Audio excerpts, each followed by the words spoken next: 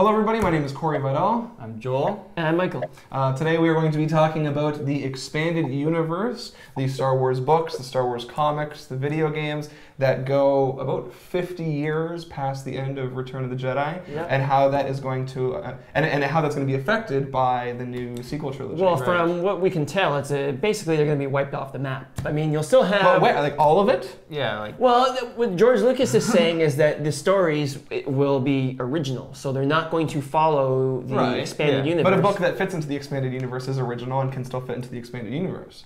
They don't have to cut all of it. Well, but if it involves, you know, like the Thrawn trilogy and so forth, and well, you're more of the expert than I am. Some of them stand on their own, yes, and you could still. But I think what's going to happen is that the movies will set the trajectory on a different path, and so they're going to have to start... The universe like splits? Yeah, it's going to be like an alternate universe, maybe, the old stuff. Star Trek did do a reboot, which was pretty successful, the Star Trek movie that came out a couple years ago, and people didn't hate that. Yeah, well the thing is, the books are not going to disappear from your shelf, right? So you don't have to worry about this nonsense about canon, But they have created so much story, like Luke Skywalker's like 80 years old now, and they have kids who are older than they were in episode 4, 5, 6, and people have been following those stories for a really long time. I've read about probably 200 or maybe 250 Star Wars novels. Well, you know what? My feeling is that the expanded universe has got so cluttered. They're kind of writing themselves into corners because there's so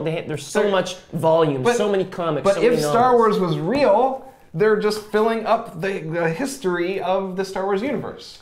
Yes. And it's just a full rich history. But the problem is, for dramatic terms, when you start going, you have to make creative choices based on pre-established continuity and not based on what is good for the story. Right. So that's one benefit of starting fresh, because Marvel has done that before. Okay, but what about Boba Fett? Because he's alive. He's alive. In expanded universe, he's alive. Now they can still make him alive. Are they gonna? Can they use him? That's a good question. Because he's one of my favorite characters. He's pretty. You know what? Yeah, but if they go 20 years later, do you really want to see an old? I want to see an old Boba Fett. They've done it actually. It's kind of cool, like this kind of old. There's a really one of the few Star Wars novels I've read is Tales of the Bounty Hunters. And there's this story about Boba Fett and Han Solo still fighting each other when they're in their 50s, and his knees are going, and he's kind of getting old. And people's knees don't go in their 50. They go in their like 70. Well, he's a bounty hunter. Right. He doesn't sit around on a computer. So we have to ask ourselves.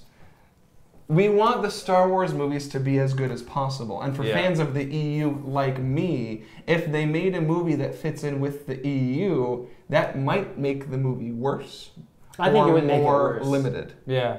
And I bet the writers are thinking that, the producers and the people at Disney are thinking that. So I can see one of two things happening. One is they forget all of the EU after episode 6. Yeah. Two is that, let's say 7, 8, and 9 take place another generation later, 20 years later. They could keep 20 years of EU and then say episode 7 comes I never out considered that, here, but that's a good point. And then forget everything past that. Or who's to say 7, 8, and 9 don't take place 100 years in the future? It could be. It could be generations later, and then something happens. But if Mark Hamill or Carrie Fisher or Harrison Ford are going to be in it, they're not.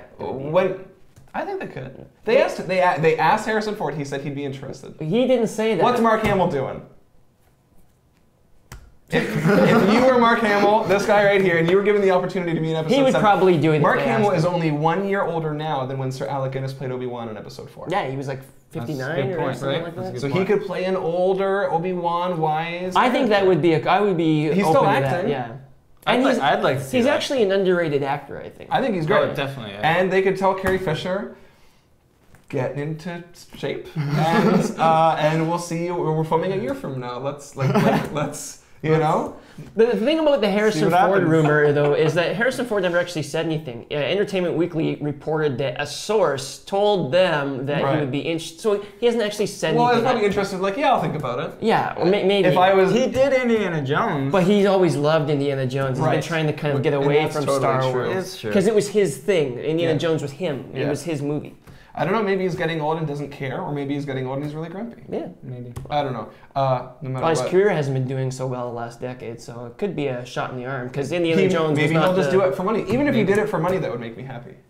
Yeah. Because then he's Yeah, in. at least he's there. I'd like to see him. They have the money to throw. Although, I at mean, kind of all like, them. look at Return of the Jedi. I feel like he kind of phoned it in through a lot of that movie. So But I would you wouldn't- want that? I wouldn't blame that on his performance. I would blame that on the script. He's not as funny as he is in Episode 5. True. But if you're not given funny lines, Yeah, there's not much you Yeah, can do. right? Yeah, He stands there true. and goes. Yeah. I mean, he makes Winks the at the face audience a few Imperial, times. You know. Yeah. Anyways, that's what we think. There's not really many answers there. I guess we're gonna find out. What we have heard is that it's gonna be a completely original story, whatever that means. It will affect the EU one way or the other. Yeah. I think you're going to have to give up something. You can't have an original story and not have it. And even if millions of people are reading the EU, billions of people People will watch be Star Wars. watching. Yeah, That's true. the thing. That's true. And I'm a fan of the EU. The needs but of the many outweigh the needs of the few, It's true. or the one. Yeah. The greatest good Not to for the make a Star greatest Trek amount reference. of people. Another quote. All right, guys, make sure you subscribe to youtube.com/apprentice news. We're going to be making a lot of these videos for the next 10 years. So You're going to watch us age before the camera. It's true. we'll see you I'll have gray hair by then. in I'll be another fine. video. Wow. Wow. Bye. Star Wars, when it comes to episode numbers, is that the series has fluctuated wildly over the years, and people don't really know that. Well, okay, I know that A New Hope was originally just called